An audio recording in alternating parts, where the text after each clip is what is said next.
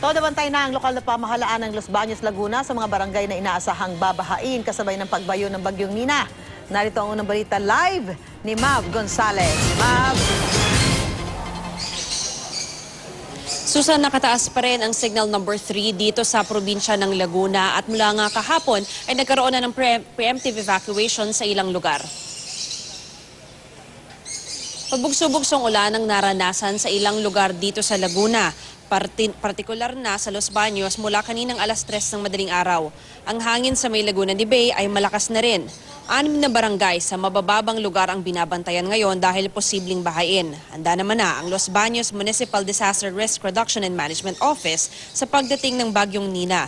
May mga first aid kits, rescue boat at extraction tools sakaling magka-landslide. Nasa 45 pamilya na rin ang nag-preemptive evacuation kahapon. Meron na ring nakastandby ng Philippine Army para makatulong sa rescue. Naritong panayam natin sa ilang lumikas, pati na rin sa mayor ng Los Baños, Laguna kanina. Kinakatok na rin nila yung mga bahay-bahay. Parang sa pilitan na rin nilang kinaliligas. Ang hirap daw pag kami mga bata. Oo. May mga bata ko kayo sa pamilya? Meron po. Oo. Hindi parang okay na rin ho para safe sila? Oo naman, siyempre. In-anticipate namin na baka mamaya lumakas din ang hangin ng madaling araw. Mahirap maghakot ng tao. And nag-offer tayo doon sa mga families para mabilis sila makuha. Na okay, may relief goods kayo pagdating sa evacuation center. Hindi, in-expect namin ngayon madaling araw mararamdaman buti naman, hindi pa nangyari ngayon madaling araw. Kahit na kami handa at ito yung madaling araw, mahirap ito.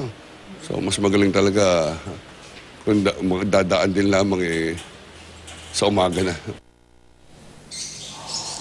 Susan, kagaya nung sinabi ni Mayor Perez, inaasahan nila na dito sa Laguna ay madaling araw, mararamdaman na talaga yung epekto ng Bagyong Nina. Pero hanggang ngayon, bandang alas 7 ng umaga, ay mahinang ulan pa lang din naman ang nararanasan dito, which is good, sabi nga ng mga taga rito, dahil mas maganda na kung tatama man nga ang bagyo ay sa araw na para mas madali yung rescue operations na gagawin nga nila. Susan?